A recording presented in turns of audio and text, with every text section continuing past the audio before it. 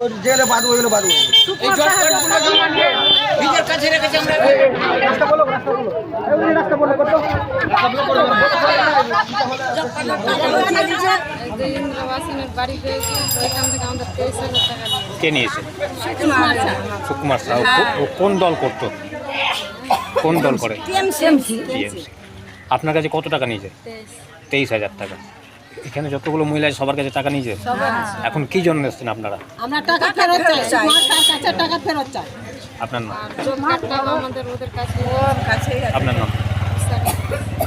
আমাদের এই রাস্তাটা রাস্তা হওয়ার রাস্তা হয়নি, 200 মিটার রাস্তা এটা। বিল পাস হয়েছে, রাস্তা হয়নি। আমরা রাস্তাগুলো বলতে যাচ্ছি, বলছি রাস্তা হয়ে গেছে, বিল পাস হয়েছে, রাস্তা হচ্ছে না। তো শেষ করেছে, আমি বলছি যে রাস্তা হবে, রাস্তা হবে। এখানে সেখানে বোট ফেলে গেছে, এখানে বোট ফেলা আছে, মানে রাস্তা সব টাকা দুবার করে টাকা উঠে গেছে। রাস্তা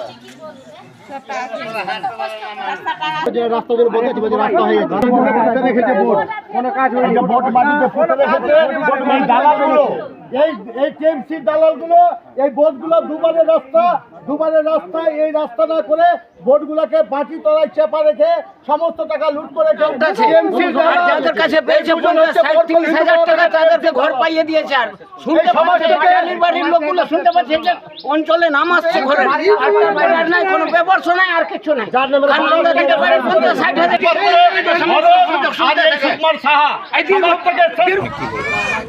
আমরা ওদের সঙ্গে সহযোগিতা করব, কেন যে এই যে সিস্টেমটা আমাদের সমাজে হয়েছে, আমাদের মহিলাগুলো যেগুলো কথা বলেছে, যেগুলো আবেদন জানিয়েছে, এগুলো সত্য রিয়েল ঘটনা।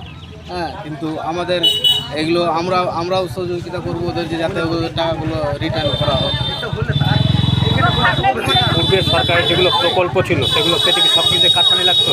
সব কিছু যতটিও যেটা টিএমসি সরকার যেটা আমাদের ছিল মমতা, তারা এসে যতটা ছিল মানে অনুদান দিচ্ছিল, সব কিছুটাই বেশি করে কাটমানি দিয়ে আমরা সেইগুলো জিনিস আহার করতাম। যার বাড়ির সামনে এরা আজকে এসছে সুকুমার সাহা, ও কোন দল করে? ও টিএমসি করে।